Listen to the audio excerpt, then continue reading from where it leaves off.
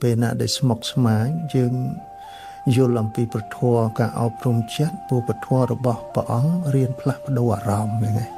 អារម្មណ៍ណាដែលតានតឹង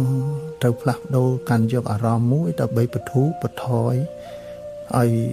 ចិត្តរបស់យើងបានល្អហើយដើម្បីដោះស្រាយទៅលើបញ្ហាលោកអត់ឲ្យអដែលទេអញ្ចឹងណាដើម្បីធ្វើឲ្យចិត្តរបស់យើងនឹងអាចមានបដិខៈថ្នាំងថ្នាក់រហូតដល់ខូចចិត្តបាក់ទឹកចិត្តយ៉ាងដូរមកស្ដាប់នៅពាក្យទូមានព្រានប្រដៅរបស់ព្រះសម្មាសម្ពុទ្ធអ្វីដែលគួរដឹងអ្វីគួរឃើញអ្វីដែលគួរយល់ប្រកបទៅដោយហេតុផលរបស់អង្គព្រះសម្មាសម្ពុទ្ធហើយធ្វើឲ្យយើងទទួលយកបានដល់ទៅព្រមទទួលហើយដោះស្រាយអីក៏បានដែរព្រោះធម៌របស់ព្រះអង្គមួយទៀតតាក់ទងទៅលើគោលដៅក្នុងការរស់នៅក្នុងសង្គមគ្រួសារបាទវាសិតតែមានសង្ឃៈធម៌ហ្នឹងហើយបាទគឺមានគោលដៅបើយើងអត់រៀបចំឲ្យត្រូវតាមគោលដៅនៃសមធម៌ឲ្យមានសទ្ធាជឿជាក់ឲ្យមានសិលនៃភាពស្មោះត្រង់ចាគៈនឹងការលះបង់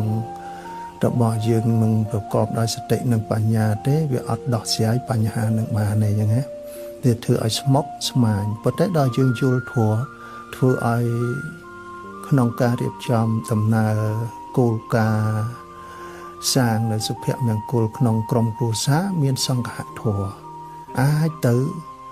ដល់គោលដៅបានហើយពិសេសមួយទៀតហ្នឹងទំនាក់ទំនងថាជីវិតរបស់យើងហ្នឹងវាមានទីបំផុតត្រូវតែបែកគ្នាយ៉ាងហ្នឹងមានជួបមានបែកប៉ុន្តែមុននឹងបែកដែលមិនមានវិបដិសារីត្រង់យើងបានធ្វើនៅសេចក្តីល្អអ្វីដែលគួរសន្តោសន្តោសអ្វីដែលគួរមេត្តាមេត្តាអ្វីដែលគួរបំពេញដោយកតញ្ញូកតញ្ញូមើលថែគ្នាឲ្យអស់ចិត្តពុទ្ធិបំផុតនៅតែបែកគ្នាប៉ុន្តែបន្សល់ទុកនៅអ្វីដែលល្អ